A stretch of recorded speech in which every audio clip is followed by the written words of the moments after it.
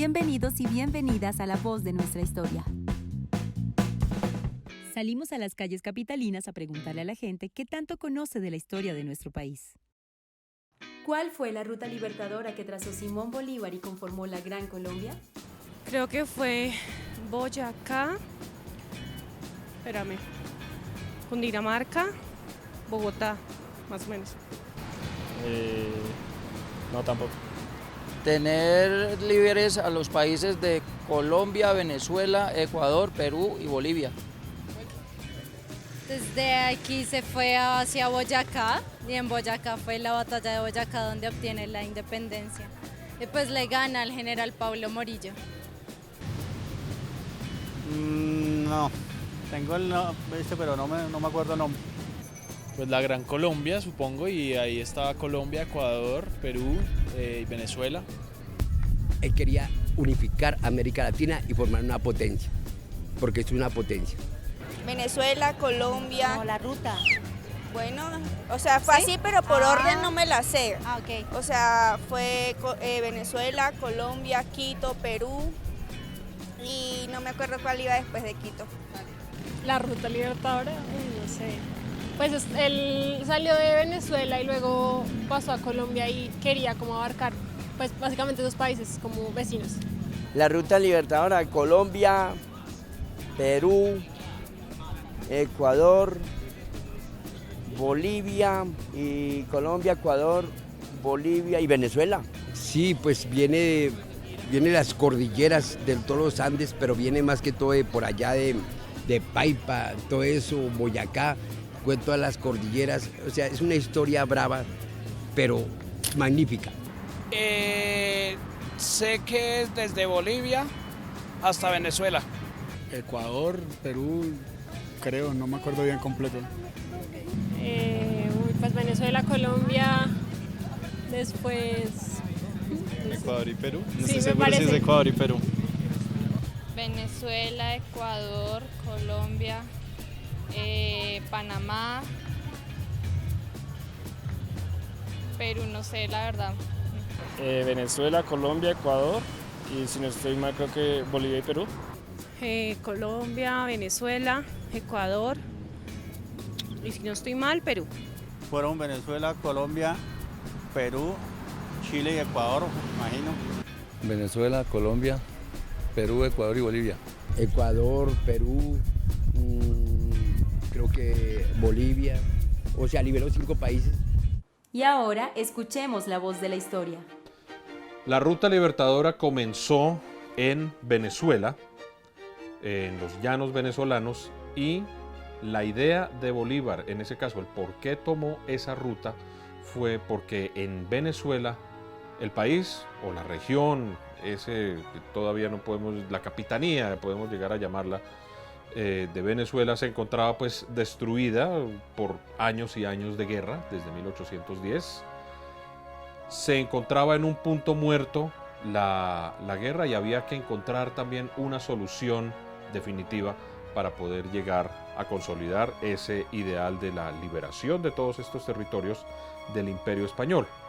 Él tomó la decisión en la aldea Los 70, en mayo de 1819, de invadir, de llegar al corazón del Imperio Español por la Nueva Granada, por los llanos. En ese caso, se movilizó desde los llanos venezolanos, entró por Arauca, a lo que vendría siendo el virreinato de la Nueva Granada, entró por Arauca, pasó por Tame, donde se encontró con Francisco de Paula Santander, que ya en aquel momento tenía un ejército de vanguardia mejor establecido, mejor formado, que acompañaría al ejército con el que él venía desde Venezuela. De ahí, de Tame, Arauca, pasaron a Pore, después de Pore pasaron a lo que se llama a pasar la cordillera, para pasar la cordillera oriental y llegar al departamento de Boyacá, tenían que primero que todo tener un combate en el actual municipio, en esa época el pueblo de Paya. Eso se llamó el combate de las Termópilas de Paya. Después de ganar ese combate, el primer combate que asumía, digamos, oficialmente como ejército, el ejército granadino, el ejército que había formado Francisco de Paula Santander, se procedió al paso por el páramo de Pisba, que fue la gran epopeya de la campaña libertadora. La gran epopeya en el sentido en que era un movimiento táctico que no se esperaban los españoles que fuera a hacerse.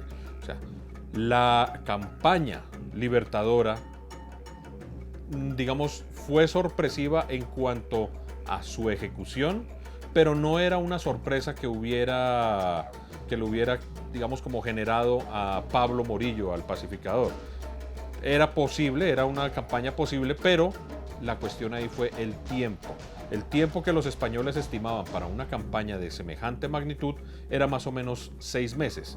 Esa campaña se realizó en 77 días, un movimiento que no esperaban. Entonces, en este caso, también está el factor sorpresa, que fue el paso por el páramo de Pisba. Había 3 o 4 pasos posibles para pasar hacia Boyacá, y el menos probable de esos era el páramo de Pisba, porque básicamente era una locura pasar un páramo en época de invierno y pues sin las provisiones adecuadas en cuanto a vestuario se refiere. Bolívar escogió ese paso más arriesgado. Los otros dos o tres pasos estaban custodiados por los españoles, lo cual no permitía, digamos, que se consolidara ese factor sorpresa. Finalmente, el ejército libertador pasó de forma escalonada por el páramo de Pisba. Llegó el ejército, digamos, en muy malas condiciones al pueblo de Socha, en Boyacá, pero a partir del pueblo de Socha ya se inicia, digamos, como el reacondicionamiento de ese ejército, que llevaría a cabo pequeños combates y una guerra de desgaste también con los españoles, hasta que el combate final, la batalla final, se dio el 7 de agosto de 1819, en el cual se presentó, esa era la batalla del puente de Boyacá, que fue, digamos, no fue la batalla más sangrienta, pero digamos que fue la última batalla. Ya veníamos de una batalla, en este caso, la batalla del Pantano de Vargas, que fue el 25 de julio de 1819, que esa batalla sí fue la más sangrienta de esos 77 días, pero en la que, digamos, se definió